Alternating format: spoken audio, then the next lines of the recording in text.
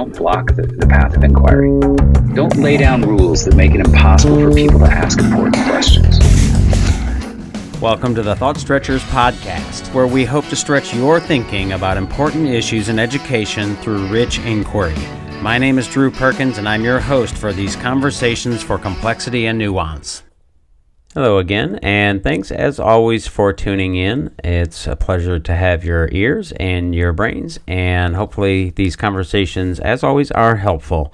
Just a few housekeeping notes. I wanted to remind folks that our PBL Grow 24 conference in Louisville, Kentucky, June 24th through 26th, is open for registration. It's a limited seating event, so you want to get your seats if you're interested before we fill up. You can find that on our website, which is wegrowteachers.com/grow24, or just along the top menu, where you'll also find all of our professional development workshops and services. Speaking of those workshops and services, I'd like to direct your attention to one of our newest workshops, which is AI-powered PBL, and that's meant to help you effectively integrate AI strategies into our PBL design and teaching practices. And we have a blog piece that goes along with it that might also be helpful, which is 3 AI prompt strategies to support PBL design and planning. Those are flipped interaction pattern, template pattern, and persona pattern. So you'll have to go to the blog piece and check out more information there. And of course, our project-based learning workshop page, which has more information about that AI-powered PBL workshop. Another workshop that might be of interest, especially if you're interested in the topic of this podcast episode, is our Objective Pluralism workshop. That's meant to help school leaders and teachers and those folks in the education ecosystem better understand some of the key distinctions related to our culture war kinds of things, and help them teach through a lens that includes Enlightenment liberal principles. So again, you can find that along the top when you go to school workshops and services. The Objective Pluralism workshop will be in that menu, and we've got some other blog pieces that go along with that if you want to search for the term objective pluralism. As always, feel free to reach out to me if you have any questions, concerns, comments, or ideas. My email address is drew@thoughtstretchers.org. In this episode, I spoke with Courtney Gore and Jeremy Schwartz. Jeremy writes for the Texas Tribune and ProPublica, and Courtney is a school board member in Granbury ISD in Texas. Our conversation centered around some of the articles that Jeremy has written highlighting Courtney's case, who is a school board member who campaigned against schools indoctrinating kids, and then as she got into office and had a chance to look at the curriculum, she realized that that curriculum was not particularly problematic. What's especially interesting to me here is the nature of politics and influence at play. I'm generally pretty skeptical of accusations of dark money and nefarious forces at play, but what you'll hear Courtney and Jeremy describe certainly does not align with that skepticism. And that mindset is corrosive to our education system, not to mention our democracy. It would be unfair to paint all of the Republican Party or the right with this broad brush, but it seems really clear that both left and right, and the examples cited in this conversation back that up, have been captured by this us versus them mind virus that I often describe as a liberal authoritarianism. I admire Courtney's ability and willingness to stand by her principles and call out those folks who are in her tribe or in her party. And we spent quite a bit of time talking about the truth and how she sees it and why and how she is able to do that, what she thinks is important, and some of the things that have happened that lead her to that skepticism. Vouchers were a big part of this conversation and the reasoning and rationale behind that. And near the end of the conversation, I asked her what kinds of questions would she pose to someone like Tiffany Justice, who is one of the leaders of Moms for Liberty. Here's my conversation with Jeremy and Courtney.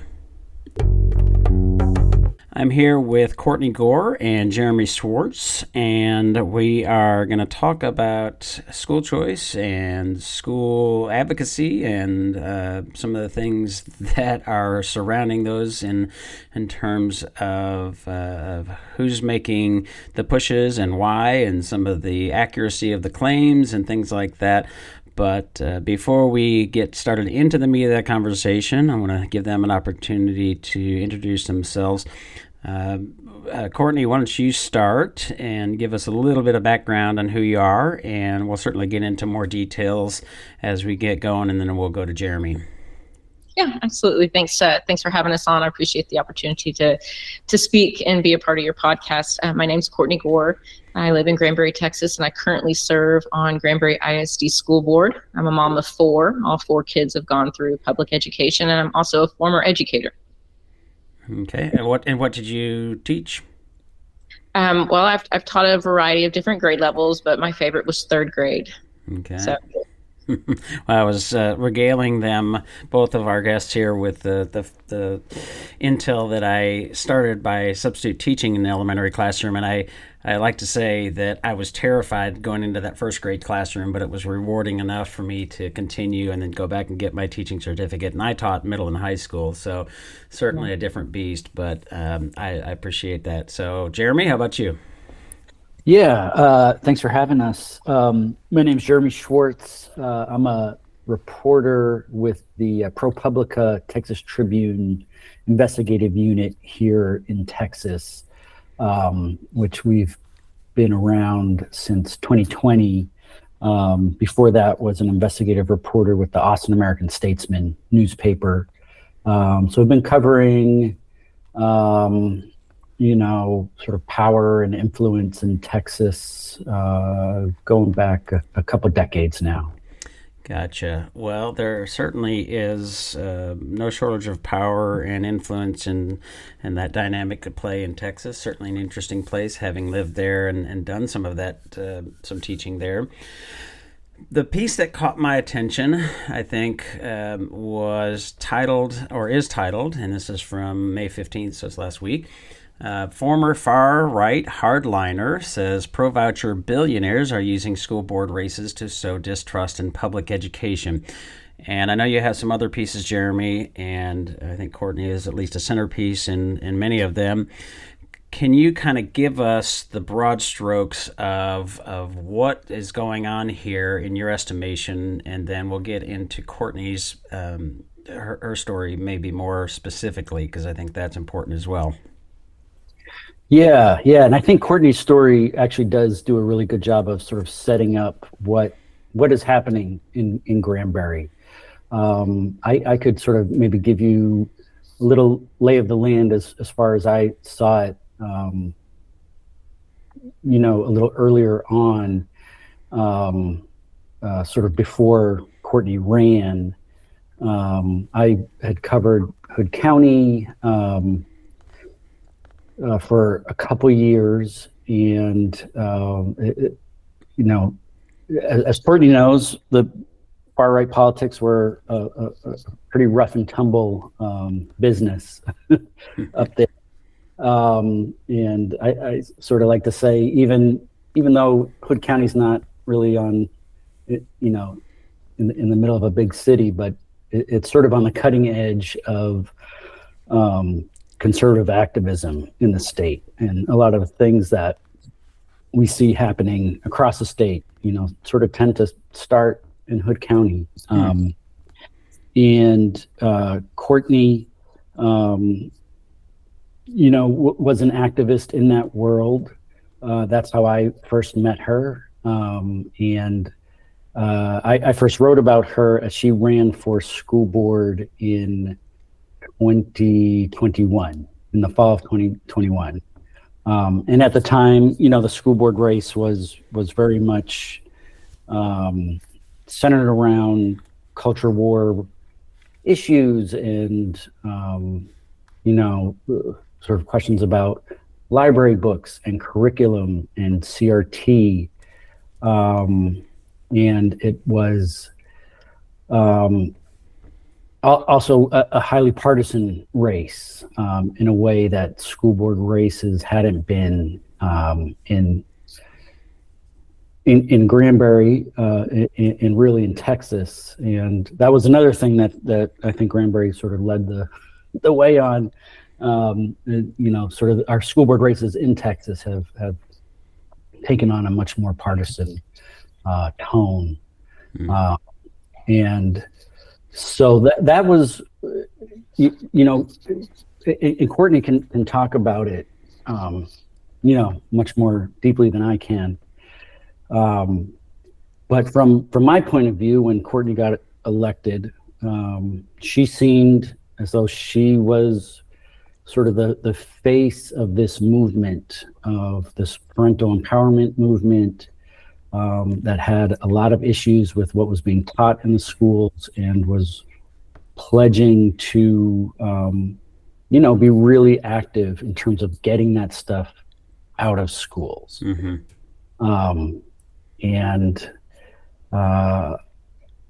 I think maybe Courtney can talk about sort of her experience and kind of what happened next, which was a surprise to me, and I think maybe some other folks in Granbury. Yeah, and to maybe segue to that, to hear a little bit more, Courtney, from you and your experience and your story.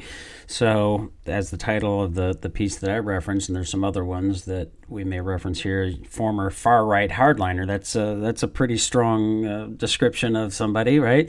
So you're part of this sort of, and I don't know to the extent that you're involved in them or with them, but Moms for Liberty, this sort of kind of genre of movement where we're taking over school boards, we're really fighting against sort of leftist policies and things happening in schools, grooming of kids and sexualized materials and critical race theory and all of these kinds of things, of which I have some real concerns myself, and I'm often critical of people who say things like critical race theory has taken over our schools, but I have seen evidence of it. And I had certainly with I can't remember the name of the book. I'm sure you could probably remember it, but the book that was making the rounds of graphic novel and some pretty sexualized scenes. I would say developmentally we want to be really careful about who has access to that and those kinds of things. But I'm also pretty hesitant to paint all of our schools with a broad brush.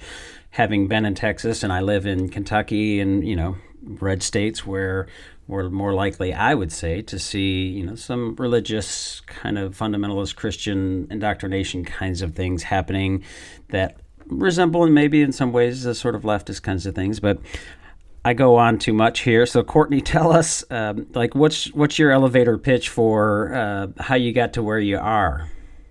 I think you touched on it when you talked about painting things with a broad brush. And I think that therein lies the issue, is we're painting too many things with a broad brush, and instead of looking at our specific issues locally.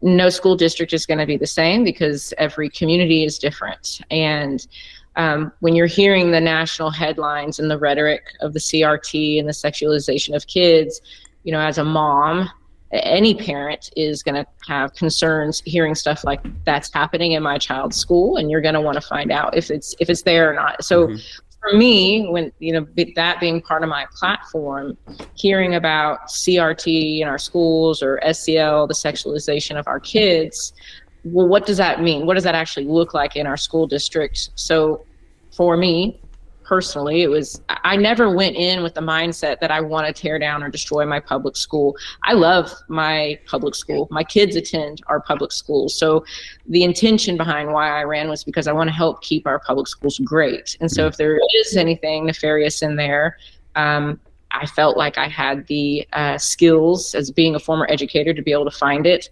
I had been going to these trainings and different programs and seminars like that Moms for Liberty had put on, and learning where to find the curriculum was hiding.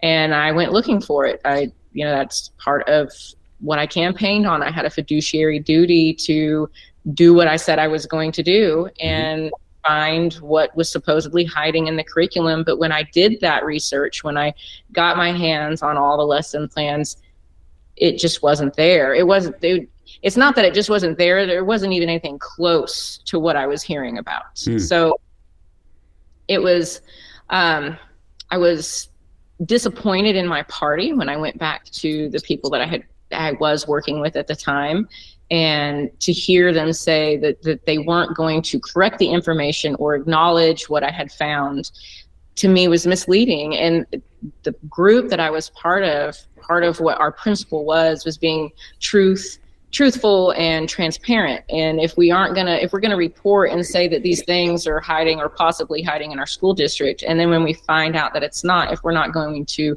let our community be aware of it, then we're fooling ourselves. And I was disappointed. I was disappointed in our party at that time. And instead of being honest with the community about what was actually happening, what the reality of our school district was, it's misleading voters. And that is, it's hypocritical. I mean, that's what the hardliners, if that's what you want to call it, Republicans, far right. And I think a lot of Republicans identify as maybe a hardliner or as a very conservative far right Republican. And that's not necessarily how other people might see it. I think what it really boils down to is extremism. And when we're too far leaning one way or the other, it's an issue for the party.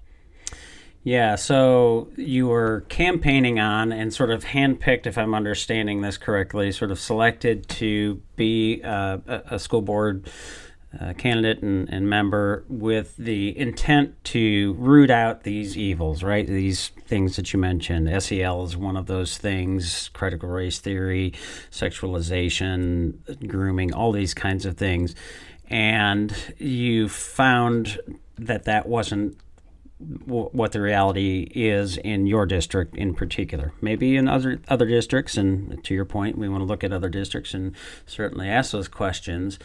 Do you think, and the reaction was not one that was, people in your party or those folks that were supporting you, they were frustrated with that. They were not supportive of that. Do you think that they knew or didn't know that those things were happening, or did they not think about it, or is it just sort of the party line? I'm curious where they got that idea that these things were definitely there and have to be rooted out. So I don't think they cared. I don't think it boiled down to whether they knew or not. It was they didn't care. It was about spreading this narrative, spreading the rhetoric to garner support against public schools, to garner support for candidates, their hand-chosen candidates to get on school boards, not just here in Hood County. I've seen this in other districts where they get them to run for school board races, but the point is to have these school board candidates run, get them on the school boards. And what I was personally told by one of the gentlemen that I was working with at the time was that it is to divide the board, and then their people, eventually they're going to set their chosen candidates apart to divide the board and use them to start picking off the other school board candidates to get their chosen people on the board. And why do you think they picked you?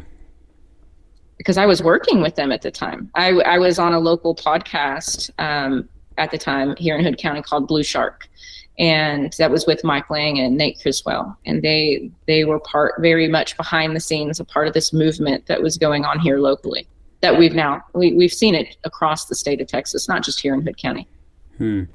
So the assertion is that there's, and we were talking about this before I hit record, and I've done other podcasts and we've talked about, people have shared with me, and I say I don't tend to think about this and think about things in this way, and maybe I'm just naive, that there are these sort of well-funded groups sort of behind the scenes that are working very intently either to sow sort of divisiveness or to win culture wars. Maybe they're not necessarily explicitly trying to be divisive, but by de facto doing that because it's all about winning, right? It's all about winning, which is what we're sort of the nature of how we interact politically and sort of socially anymore. And I'm often critical of that, but you're saying that you're seeing quite a bit of evidence that is actually really the case, that there's well-funded, well-organized efforts to at least win, if not to sort of discredit and undermine, and maybe, if this is too extreme a word, to destroy public schools. Is that how you would characterize it? And Jeremy, maybe this is a place where you might step back in. Well, Courtney, does a really good job of describing what she saw, firsthand there in Granbury. And having done reporting across the state, we do definitely see districts where the sort of these billionaires, Tim Dunn and the Wilkes brothers, have gotten involved even more so than Granbury, like even more directly, and giving large sums to candidates, and seeing the sort of what happens in a district where they sort of arrive is pretty wild to see, 2 or 3 years later, and sort of the level of division, the level of chaos, dysfunction that comes to a school district. It is striking to see, and it's not that they are the only, the Wilkes and Dunns are the only, billionaires or moneyed interests that are sort of pushing, similar things at the school board level. But I think what makes them, particularly notable is that their effort is not just connected to working in school boards. They're working at the state level with legislators. They've got media. I guess empire is probably too big of a word, but they've got media outlets that sort of relentlessly push a certain narrative, and their influence throughout the state is hard to deny. But I think what is so interesting about what Courtney saw and what was happening in Granbury was how that influence trickles down to that local level in ways that I don't think people really understand. Or sort of they see the outcome of that, but they don't see the sort of what caused us to get to this point. Are there examples, or Courtney, anything you want to add to that? So what I saw locally basically was the weaponization of our local GOP, our local executive committee, Republican Party executive committee. And it really did start with my race and them endorsing me and a candidate that I ran with, and taking a traditionally nonpartisan race and making it partisan. And, at the time, when you're meeting with these people and talking to them, it's like, well, yeah, if I'm a Republican, why wouldn't I let people know I'm a Republican? That's just part of being transparent. But when you politicize the entire race in that way, it politicizes a school board, and it creates a division on a school board that ripples out into the community.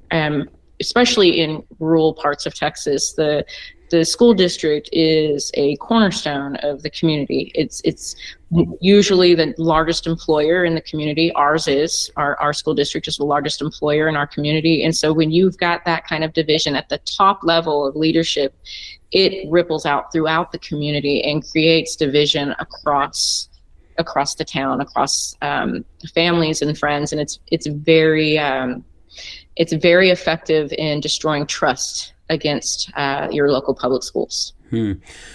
Yeah, so this sort of us versus them mindset, this sort of popular front, I'm on this side, that means I have to sort of accept and maybe blindly so or not curiously so the positions taken by my side, and anything on that side must be therefore bad and to be attacked and fought, is something that I find to be a really sort of pervasive, almost like a mind virus, right? Where everything is sort of in that mindset. How would you describe yourself, I guess, sort of politically? Because I think one of the things, at least for me, and I imagine this with people, is to say, well, what's the credibility of the source, right? So being described as a former hard-right hardliner. I mean, hard-right hardliner is like, okay, far right. Okay, well, that means that this person was at least at one point pretty sympathetic to the cause, right? If not more so. So that to me lends some credibility. But then on the other side, people say, well, it's maybe she's got political gains in mind, or there's always an angle, right? So how would you describe yourself, sort of politically now, and any other things that might sort of paint that picture of who you are and what your belief systems are, who you support? I mean, how do you feel about Moms for Liberty? How do you feel about sort of the MAGA movement, Trump? Because it just sort of fills in some gaps, if that makes sense. So I mean, I'm Republican. I would say I lean a little more to the right, maybe center of right.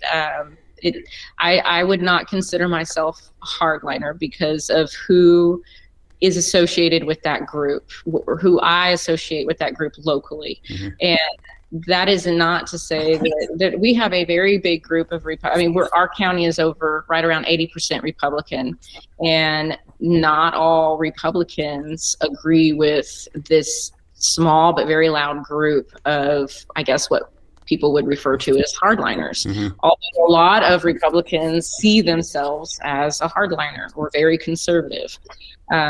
But I would say, as far as Moms for Liberty, I don't agree with a lot of, especially since I've done my own research into what I was hearing that was supposedly hiding in my school district. I feel like they're misleading people, and they're painting things with too broad of a brush. And also because of their push for vouchers, which I am not a proponent of. We in Texas already have school choice, and as a Republican, as a conservative, we don't solve problems by growing government. And I believe it's just a form of growing government by creating a voucher system or creating another branch of government with this, another use of public tax dollars with zero accountability.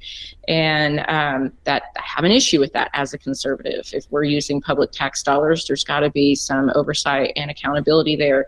And we've already seen issues with charter schools and mismanagement, or what some people perceive as mismanagement or misuse of funds there. And it's just, I don't believe we should be looking for creating a new system. If we're looking at improving public school, then those public tax dollars need to stay in our public schools, and we need to use those tax dollars to improve public school. If we have issues with certain things that are happening in the public education system, then we need to look at those systems and see what we can do to fix them. What I'm hearing from the people that I used to work with is that it's too far gone. It's not worth fixing. We've got to burn it to the ground and start over new. And that is detrimental to kids. Access to quality public education is the number one difference maker between getting kids out of generational poverty and giving them a chance to make that difference for themselves and their family, and getting them out of poverty. So I'm not a proponent of voucher system. Well, burning it to the ground sounds very leftist, ironically, right? Right. Burn down our institutions, not improve them, because it's all white supremacy, and you can go down that list of things. So I'm curious, and maybe indulge me here, because this is a little bit far afield from education-specific things, but it really does. I'm so curious about how people navigate these and really sort of overcome or don't overcome, in many cases, this sort of mind virus, this us versus them kind of thing. So I'm curious, what do you think? I mean, would you have described yourself as, or would it have been accurate to have been described as sort of far right, and at one point, and have you shifted? What has allowed you to sort of, I guess, stay true to your principles and say, I'm telling the truth here. Like, this is what I'm seeing, and this is what I'm not seeing, which leads me to the sort of third part of the question is, what has the reaction been to that truth telling, that honesty, and not going along with the popular front party line? I would say that is because I am what I guess some people would call a hardliner or a far right, because I believe in accountability and I'm going to tell the truth. So if I'm aware of a potential issue, I'm going to investigate it and look into it. And if it's not there, like I said, I had a fiduciary duty to my community, to my constituents, to let them know this is what I did or did not find. And I would say, I would still say that I'm right. Definitely. What I feel like has happened is not that I'm no longer far right or a hardliner per se, but that line has moved so far to the right that it's become an issue of extremism. And so a lot of us conservatives no longer identify with what people are now calling the far right or the hardliners. Yeah, and in my estimation, what is the sort of MAGA sort of vision, the sort of far right, if you want to call it that, is not small c conservative in many ways. I would say capital C conservative, which is really about winning. It's about, sort of winning at all costs. And, that to me is such a strange sort of dynamic, but it's prevalent. So what has that, one of the articles I know talks about, Jeremy, you write about this sort of backlash. What has that backlash looked like? Courtney, I'm sure you can speak to some of that. And then Jeremy, if you have some other examples, because I know you've shared some other examples outside of just Courtney. Yeah, and Courtney can talk about the backlash that she's faced personally, right, which has been, I can only imagine how hard it has been to deal with that, especially in a small town like Granbury. It's not like some big city where you can, she's running into people at the grocery store. Be a little more anonymous. Yeah. But what, and that backlash is very real. And I think it scares a lot of people, from doing what Courtney did. The folks, sort of like the political scientists and experts we talk to. I've sort of been looking for, is there another Courtney Gore out there in Texas? And haven't really been able to find one. And you sort of see, there are some parallels of folks who sort of step out and do become truth tellers and step against the grain. But for the most part, people, especially in the sort of environment we are here in Texas, it is much easier to keep quiet and maybe quietly resign, and sort of fade off into the wind when your views stop aligning with that sort of dominant strain. And I think we saw it in Texas regarding vouchers in a really vivid way, where Governor Abbott, who had not been a big voucher guy, in all honesty, up until maybe a year or two ago, he was getting dinged by some of the policy organizations for not being stronger on vouchers and sort of letting it die.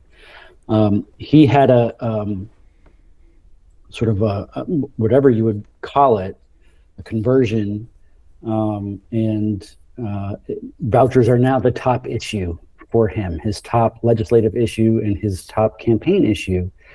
And he went pretty scorched earth to remove Republicans who voted against vouchers in these past primaries. And a lot of that was focused on rural Republicans who represent rural areas.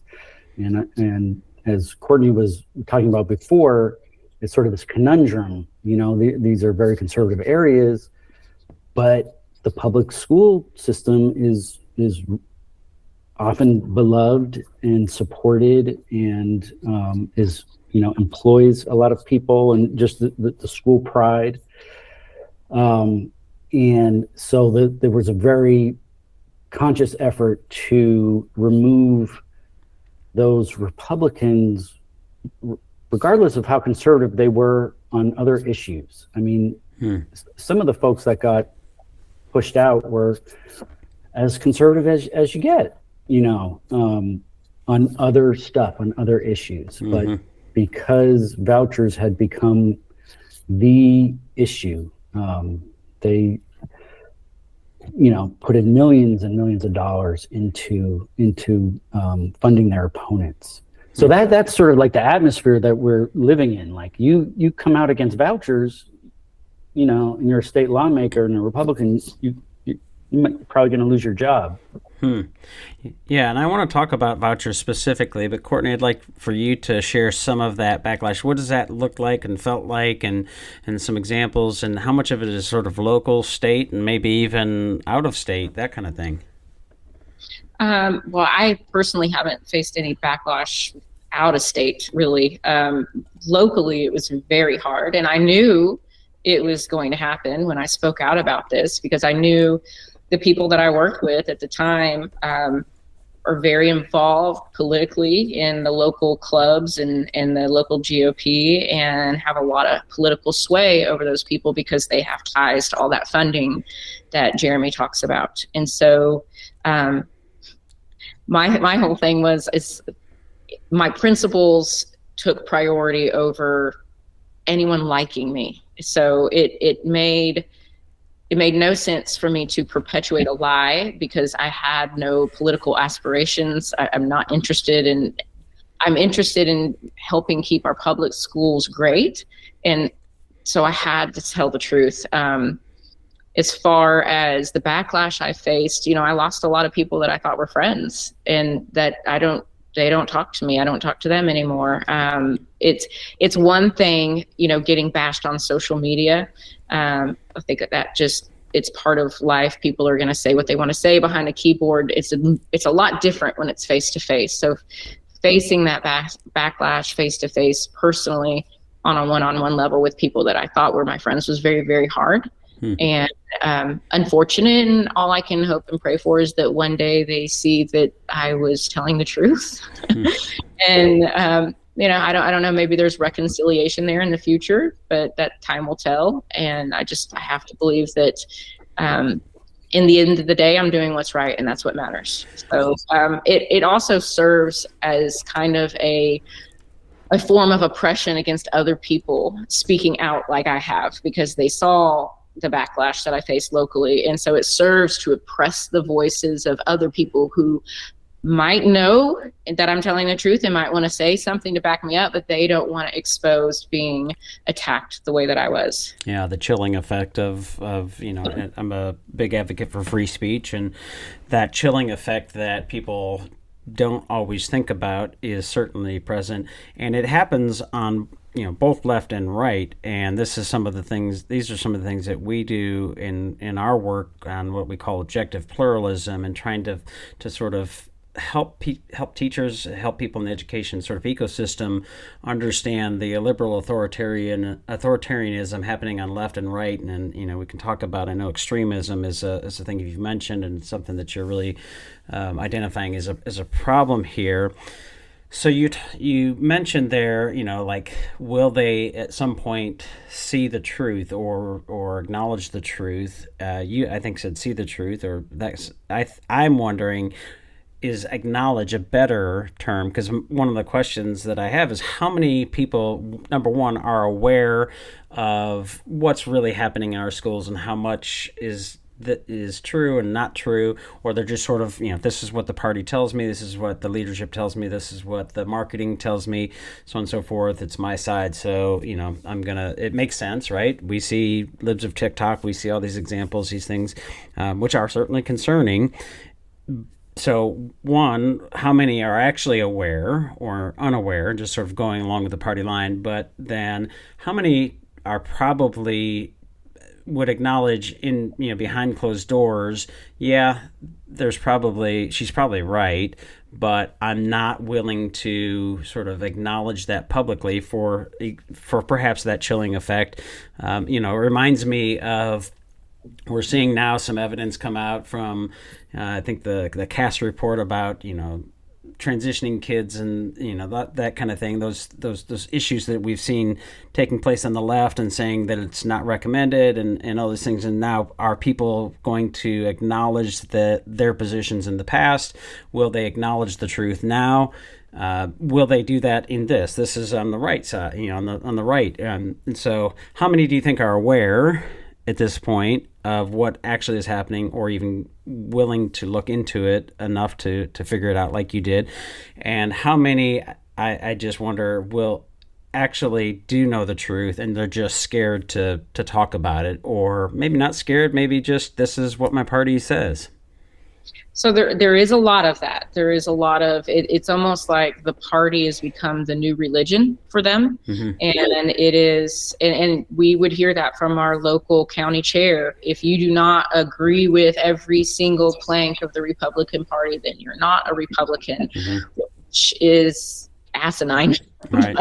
But so it's like their religion is what it has turned into. And so if you're not absolutely 100% on board with everything in here, then you can't call yourself a Republican. And to not be a Republican is almost like a sin. Right. And so it's hard to break that type of mind control over people.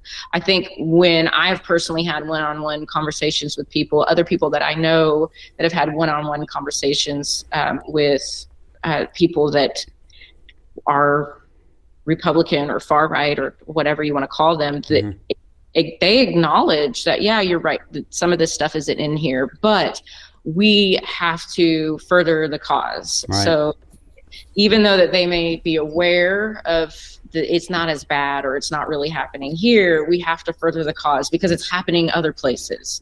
So we have to take up our mantle and we have to keep going with it. So I don't know if the amount of people that are aware, that know better, are going to say anything. And for a lot of people, it's just they believe the rhetoric and it's what their party says, and that Republican Party name carries a lot of weight, especially here in Hood County. So if this is what the Republican Party is saying, then this has got to be the truth. And you don't want to say anything differently because you don't want to be identified as a rhino or and all of those are just systems that have been put into place to oppress that free thinking and oppress people from, like me, being able to say something. Do you have any sense in either of you, and I'm curious, Jeremy, how you've seen this landscape change over the years in Texas especially, and I do think Texas is somewhat unique in some of the things you're referring to, right? What is it, guns, Bible, and I don't know the phrase, you probably know it, probably have heard it, right? But, it's very red state, right, in many ways, and very conservative. I know I was sort of taken aback the first time I was working in a Texas school and they did the Pledge of Allegiance, then they did the Texas Pledge, and I was like, uh-oh, what do I do? I don't know what's happening here. Folks in other states would not be familiar with that kind of thing, and I certainly wasn't. So yeah, I'm curious how that landscape has changed, but why it's changed. And Courtney, I'm curious if you have any sense, and Jeremy too, but because you were quote unquote a far right hardliner, and maybe still are in some ways. How have you seen, why has that changed? This sort of, you're either with us or against us.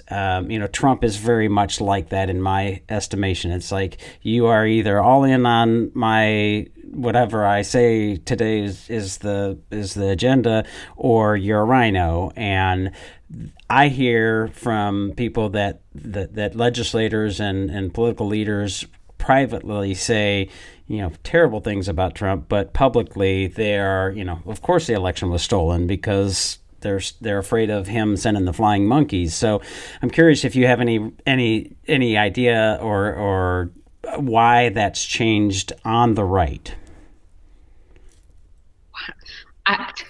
It has to do with pushing the political agendas. And if you don't have unity within the party, then you can't necessarily get everything you want. That's the way I see it. And I would say probably if you asked people that are now far right, they would say I'm more moderate or centrist.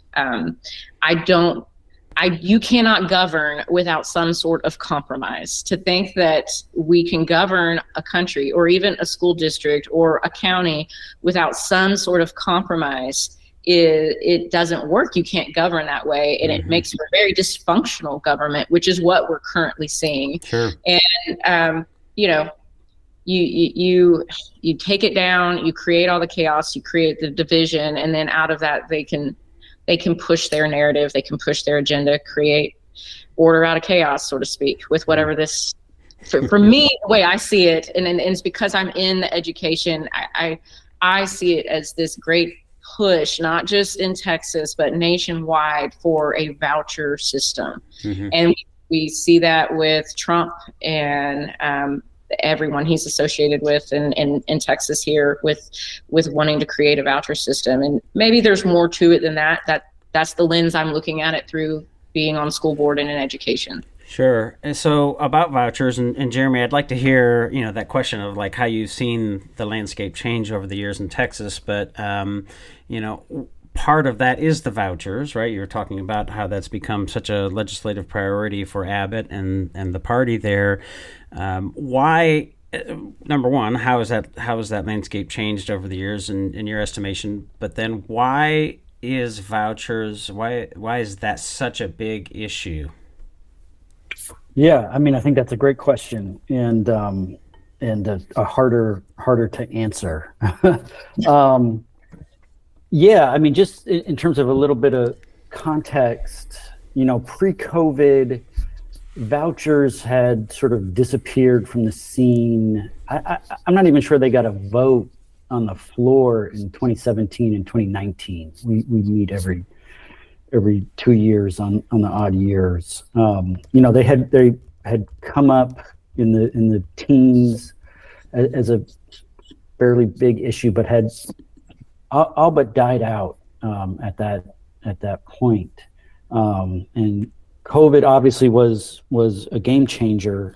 I think, as we've talked about, some of these same issues that animated the school board races also gave life to the voucher movement. And I think we'd be remiss to talk about vouchers without sort of talking about the influence of Tim Dunn's sort of main public policy organization, the Texas Public Policy Organization, TPPF,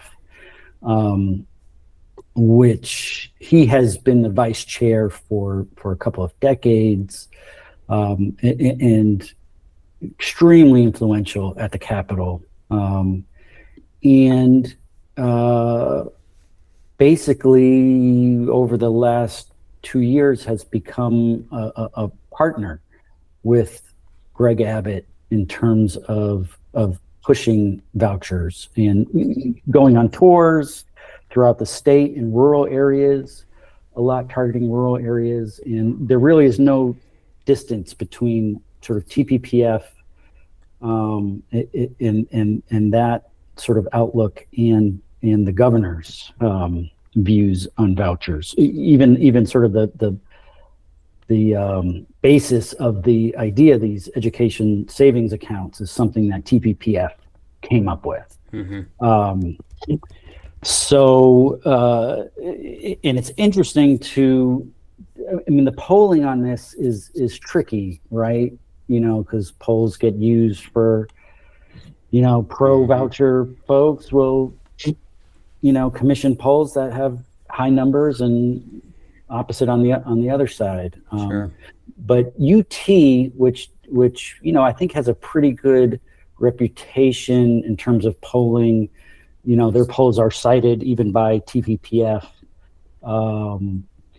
found that vouchers are such a small subset, even of Republicans, of their top education issues. It was something like 5 or 6% thought, in terms of education in Texas, the biggest issue facing the state was vouchers or school choice.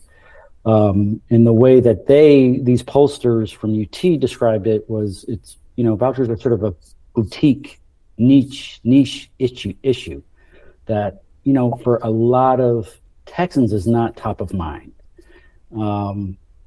And I think, especially, I think Courtney's right, especially in rural areas. The Texas Tribune did a study recently, and I know I'm not going to get the numbers right, but they looked at the number of private schools across the state. And as you would imagine, most are clustered in big cities and the suburbs. And there's something like 55 private schools in the 165 smallest counties. So that's over half the state, 55 private schools. So sort of like, are folks living out there going to reap the benefits of this? Are they even going to have the choice to go to a private school? So given all that, it is sort of amazing to watch how this issue skyrocketed up from kind of, the embers, pre-COVID to literally the number one legislative priority in Texas. It is remaking the political map in the state. And we have primary runoffs coming in on the 28th. Yeah. So I'm not sure if this will run by then, but at that time, Abbott has been saying that he needs two wins on that day to give himself the majority. So, yeah, it's been, and I think it is worth more examination of why and how vouchers became the number one issue in the state of Texas over the last year or two. Well, they got it on the Republican Party platform. It's a plank on the Republican Party platform, and then they ran a straw poll. Not at this most recent primary, but at the previous primary, they ran a straw poll for money following the child. But they don't, in the straw poll, the language doesn't refer to it as an ESA or a voucher. It just talks about your public tax dollars should follow the child, which, yeah, of course, they should. We need to look at making sure that's currently happening. And so that, I think it was around 80% support for money following the child. That was their interpretation of a voucher. And so that's what they used to push the vouchers this last legislative session, was that straw poll from the primary. And then this last primary, I think it dropped 4 percentage points. The support for the money following the child, if I remember correctly, it was something like 4 percentage points that the support for it dropped. But they still don't, the language they used in that straw poll still did not refer to it as an ESA or a voucher. It still talks about money following the child. Yeah, well, on the subject of vouchers, so as I said, I'm an advocate for school choice myself. My daughter's actually, we exercise that for them. They go to a different public school, which is neighboring. There's a reciprocal agreement. So it's, we're not using vouchers. Vouchers are not actually, these things are we are allowed charter schools here in Kentucky now, but there's no funding source for it. So of course now we've got sort of vouchers. It's going to a constitutional amendment. They're going to put it to the voters. And so that idea of the money following the child resonates with me at least somewhat, right? The argument, I just recently published a podcast with Shaka Mitchell from the American Federation for Children. I think I'm getting that right. School Choice Now, I think, is their Twitter handle. Actually, just this morning was in a back and forth with some Kentucky folks on school choice. And, it strikes me as certainly important that we want to provide opportunities for those students who are in areas in which our public schools are not serving them well. I argue about the quality of the education versus just what parents, see best fit, because that could be a wide range of things outside of just educational academic outcomes. And if we're talking about a public good or a mixed good in this case, then I would argue that the educational outcomes are top priority. That's a whole other issue. We could do a whole other podcast on that. But what's I suppose what's the argument? Courtney, you articulated it earlier, but maybe we can refine it and put a little bit more meat on the bone. The argument against vouchers, and how do you feel about school choice just in general? So I believe in school choice. We currently have school choice. Parents have the option to homeschool their children, send them to a private school, charter school, transfer districts. So we already have school choice. Mm-hmm. That already exists. My issues with the voucher or the ESAs, and I don't know the legislation right now, what the legislators are saying is that there will be no strings attached. So it's public tax dollars being given, and as of right now, I think they're going to do some kind of lottery system. So if I have 4 kids, one of my kids may or may not get it, and then the other 3 are still stuck at going to the school I may not want them going to, but I want to use this. How do you choose which, I think that lottery system is something they're going to have to look at and fix. I don't think that's going to work in reality. But before I go too far on a tangent here, the biggest issue I have is that we are not holding those public tax dollars accountable. There's no, public schools have all these standards that they have to meet to make sure that our outcomes are what we want them to be, to make sure that our children are receiving a quality education. And if we don't have accountability systems in place over those private schools or homeschools or wherever those tax dollars are going, how are we ensuring that that is a good use of our public funds?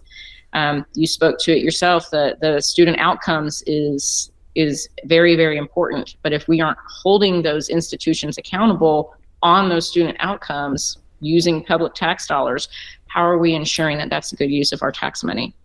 And so then how do you respond to what usually is the retort to that, is that the accountability is that the students and their parents will choose to leave? They could leave, but they have that choice to leave right now if they're not getting the results that they want in their child, but it's not currently using public tax dollars.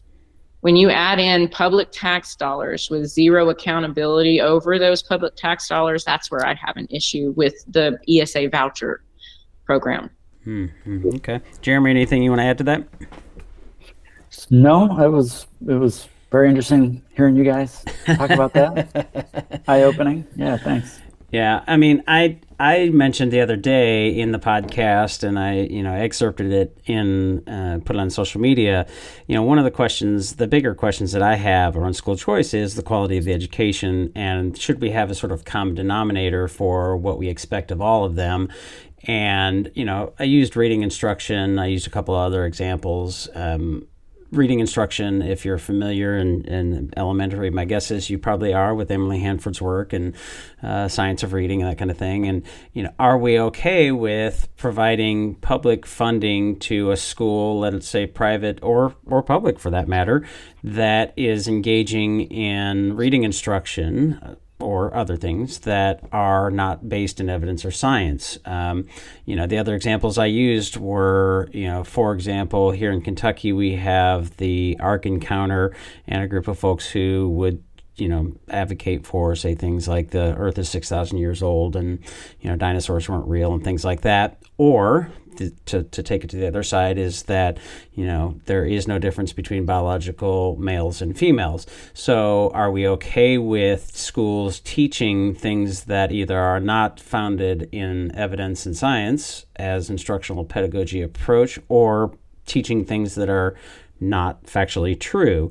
And to me, the answer is probably not. And so that to me is the biggest issue, and it seems like it gets just overlooked, because I do think that parents generally know best what's good for their kids. But to your point, there are a lot of parents out there who are under the impression that Granbury Public Schools has all kind of sexual materials in their library, and according to you, they don't. So, there's no question there. I'm just sort of soapboxing and opining here, but feel free to respond to any of that.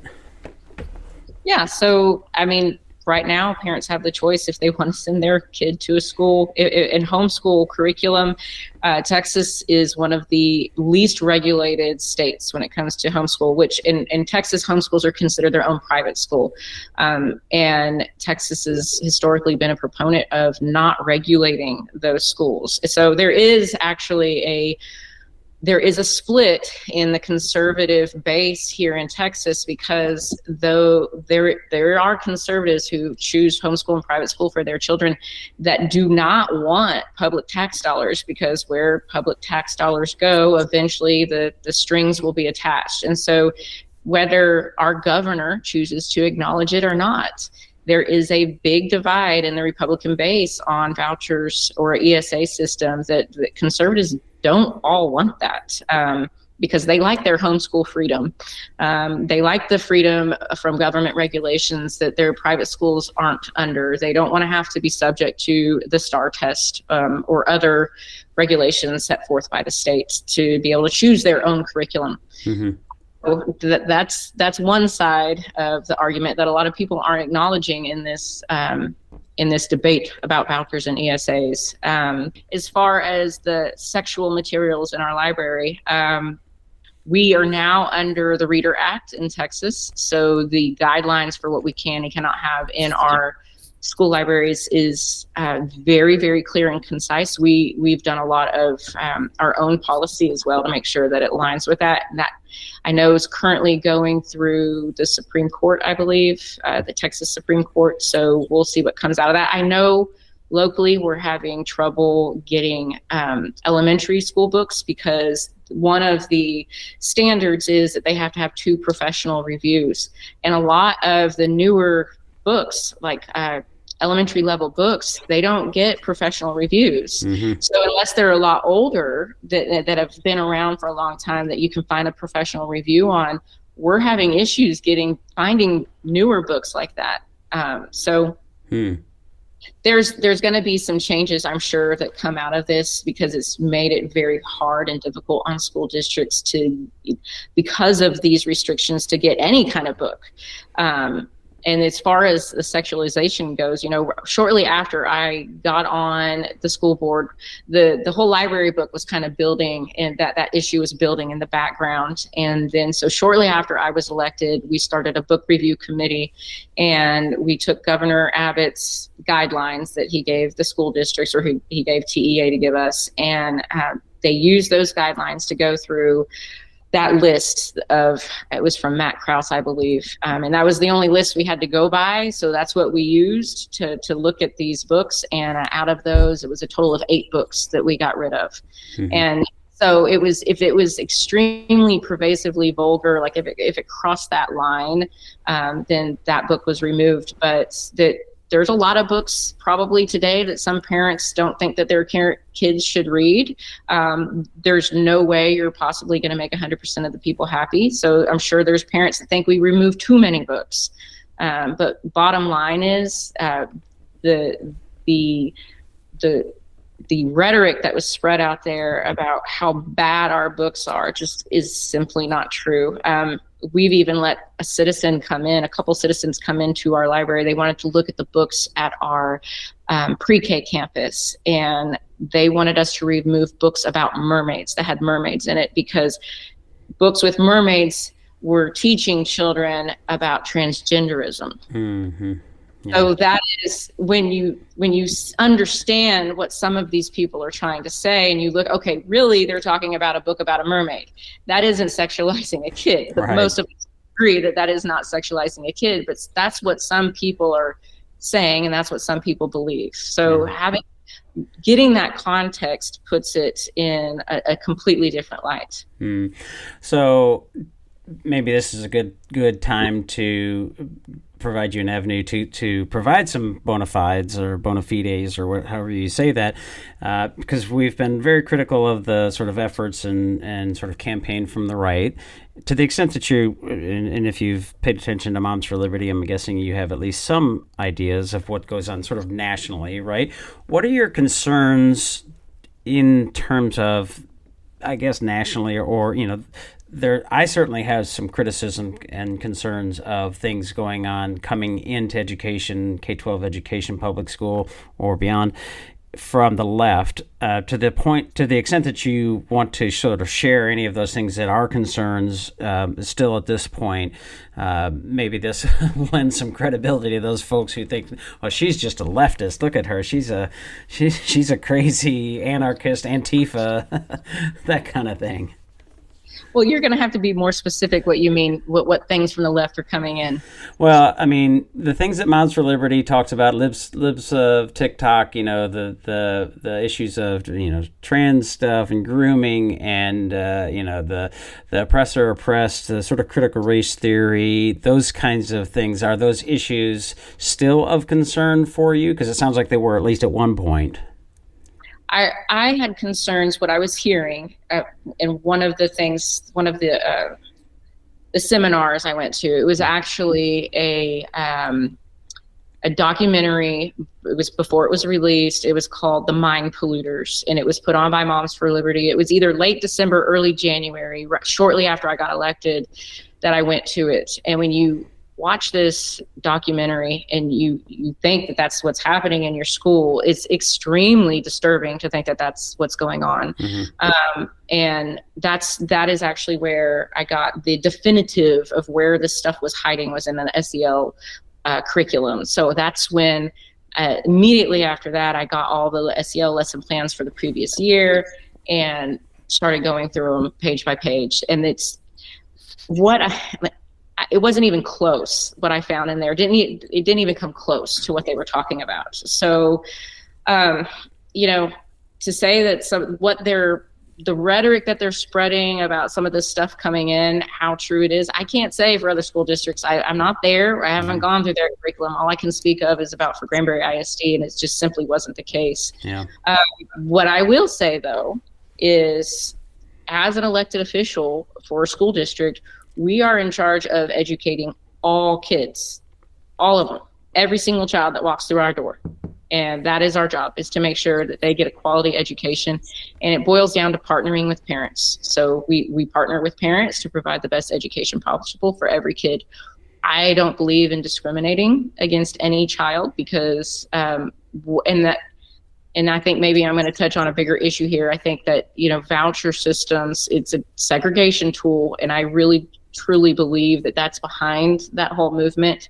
It's just a way to segregate kids because parents don't want their kids going to school with kids that might be LGBTQ or transgender or whatever the case may be. It is a segregation tool. And my fear is it's going to segregate the rich from the poor. Mm-hmm. Like when I look locally at my demographics of my school district, we're 56.9% economically disadvantaged. And if we get any kind of voucher systems, we might at most, based under the current legislation that we recently saw, get about 40 vouchers tops. And if it goes to our economically disadvantaged kids, they still don't have the means to get supplies for the school. They still don't have the means to get to school or pay for the field trips or the technology. A lot of them don't have access to internet. So that voucher isn't really helping them. So bottom line, regardless of how anyone feels about LGBTQ or transgender or whatever the left agenda that you're referring to might be, we are in charge of educating every single child that walks through our doors. And Jeremy, I want to wrap us up here quickly or shortly, but one last question there on that, Courtney. So the motivations behind the vouchers that you're talking about, sort of segregation, those kinds of things, was that a position that you held prior to become a school board member and that has changed? Yeah, I've always held that. I've always believed. So long before, I think it was back in, was it 2016 when they were first talked about, but it didn't really go anywhere. More recently anyway, I was trying to understand it more. Mm-hmm. And I was kind of open to it because I was like, yeah, exactly. My tax dollars should follow my kid. And if I want to take those tax dollars to a private school here locally, I should be able to do that. Mm-hmm. But then like I said, there's this divide. There's this conservative, a very big group of conservatives, homeschool moms, families, and private school families that don't want vouchers. So when I started looking at the other side of the argument, that is where I developed where, yep, I'm not for this. Interesting. So I when I first heard about it, money following the child makes the most sense. But then when you look deeper into the issue and why it's not really going to serve public schools, it's not going to serve the homeschool and private school community the way that they think. I think the ones who support it the way they think it's going to, it's a no-brainer for me. Interesting. Well, maybe the last question, Jeremy, I'm curious, sort of comparing what you see in Texas versus nationally, how would you compare what is happening, the dynamics? And I mean, I tend to say, the sort of critical race theory, DEI sort of mindset is not prevalent in terms of sort of overtaking all of our K-12 schools across the country. You go to Western Kentucky or Granbury or places like that, you're not likely to see that in large factor of that. But you would, and I've seen it like in Seattle or East Coast, big cities, those kinds of things where there's a much more sort of progressive and new progressive sort of critical social justice mindset. So I'm curious, to the extent that you can speak to it, how do you see Texas? Is it unique? Is it different? And in what ways is it different in sort of these sort of culture war issues? That's a tough question, Drew. I do focus most of my work within Texas, and I don't know if I'm able to really compare it to movements in other states. I mean, I think it would be really interesting because I think there are similar voucher movements. Obviously, the school board stuff is happening all over the country. Even within Texas, it's hard sometimes to see the larger winds, the way they're blowing. It is sort of the parent empowerment movement that Courtney came in on. Is that losing steam? Is it gaining steam? And it a lot, I think, depends on where you look. There are certain parts of the state that where that continues to gain momentum and made gains in these past. We had early May elections. So it's a little hard for me to make a definitive comparison to other states. Yeah, fair enough. Well, again, wrapping up, and maybe this is a terrible question to wrap up on, but I'm thinking like next steps, right, Courtney? So where you're thinking, where would you like to see this go? What are the important questions? And maybe this is a way to frame it. If you were going to sit down with, Tiffany Justice from Moms for Liberty, what might be some questions that you would really want to ask and have her consider, whether it's her or, sort of using her as a sort of icon of this sort of parent empowerment movement? What are the things that you would want her to consider or to really, I guess, maybe press her on or those people on? What parents are you trying to empower? Just specific ones or all of them? Because parents, all parents that send their kids to public school deserve right to a quality education. So when you're talking about empowering parents, are you talking about empowering all parents or just a certain subgroup that you agree with that align with your ideologies? Number two would be holding our elected officials accountable. If you say this curriculum exists, start showing receipts for your local schools. Don't just spread rhetoric just to gain the likes or the follows or the support. Let's hold our elected officials accountable. Let's bring the receipts for what you're saying. Show where the curriculum is in Granbury ISD or where it is in Southlake. Let's lay it out on the table and let's stop painting everything with a broad brush and stop trying to demonize public schools, because public education is absolutely necessary, and we cannot be working to destroy it. We should be working to help make it as best as it can be. Okay, great. Well, is there anything that we didn't touch on or talk about that either of you want to share? And if not, then what are the links and places they should find you? Jeremy, let's start with you. You can find our stories at ProPublica.org or the TexasTribune.org. It's a joint effort between the two news outlets. And look them up. Okay, and your social media, anything? I know you're on Twitter. You and I are following each other, as Courtney and I are now as well. But if you want to share that or any other social media. Yeah, sure. At JINATX, JINATX. Okay. People want to find me there. All right, we'll put that in the show notes.